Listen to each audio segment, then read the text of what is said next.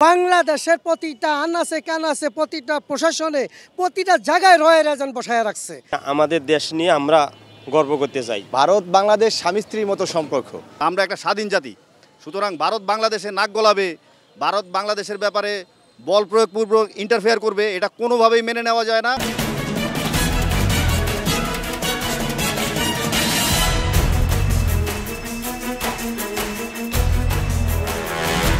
দর্শক শুভেচ্ছা।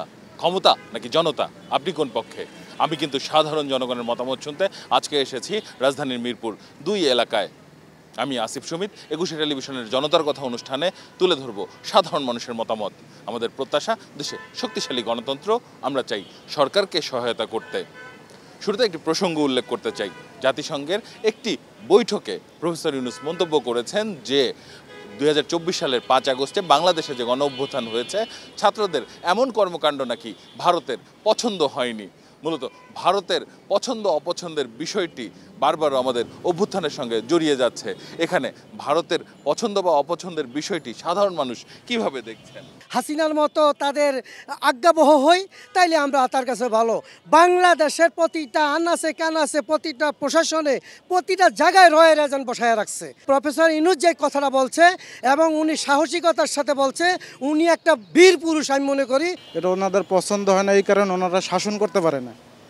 এতদিন শাসন করে আসছে, এখন শাসন করতে পারে না, এই জন্য ওনাদের পছন্দ হয় না। ভারতের পছন্দ অপছন্দ আমরা তো আমাদের দেশ নিয়ে আমরা গর্ব করতে চাই। ভারত বাংলাদেশ স্বামী স্ত্রীর মতো সম্পর্ক।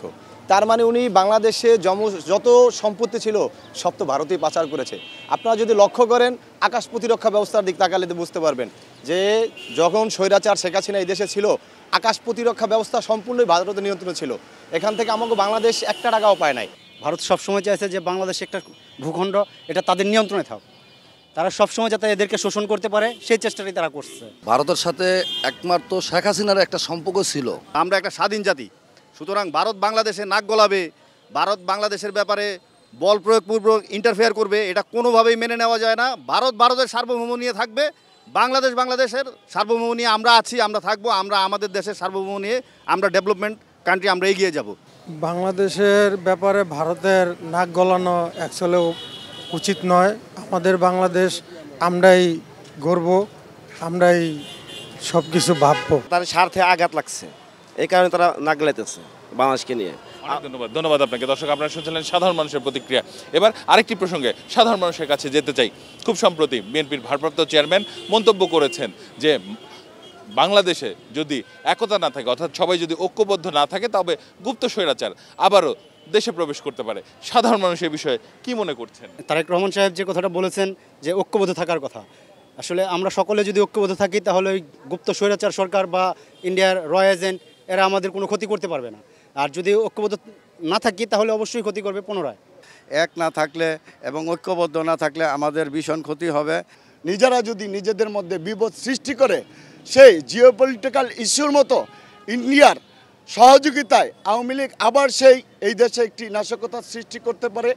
সেই নাশকতা এড়ানোর জন্য তারেক রহমান যেই বক্তব্যটা দিয়েছেন, আমি মনে করি এটা সময় উপযোগী বক্তব্য এবং আমাদের সকলকে দলমত নির্বিশেষে ঐক্যবদ্ধ থাকা জরুরি। সব জনগণ যদি একাত্র না থাকে তাহলে আমরা সামনে কোনো কাজ করতেও পারবো না, বা আমাদের পাশের সরকার কোনো কাজ করতেও দিবে না।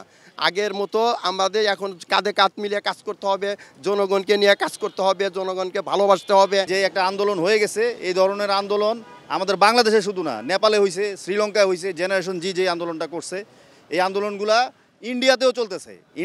ইন্ডিয়াতেও প্রতিদিন আন্দোলন চলতেছে, আপনার এই স্বৈরাচার ভিত্তিক আন্দোলন। সুতরাং আমাদের বাংলাদেশে আমরা সকলে একত্রে থাকবো, যাতে কোনো প্রকার নাশকতামূলক, স্বৈরাচারীমূলক এবং ফ্যাসিজম গ্রো করতে না পারে। বাংলাদেশ যদি একতাবদ্ধ সব দল আমরা এক না হই, তাহলে ফ্যাসিস্ট সরকার আবারও আমাদের ভিতরে চলে আসতে পারে, কিন্তু আমরা সেটা হতে দেব না। ইন্ডিয়ার পাঁচাটা আওয়ামী লীগ সরকার, এরা যেন আর জীবনে না আসতে পারে এই দেশে, এরকম একতাবদ্ধভাবে থাকতে হবে বাংলাদেশে।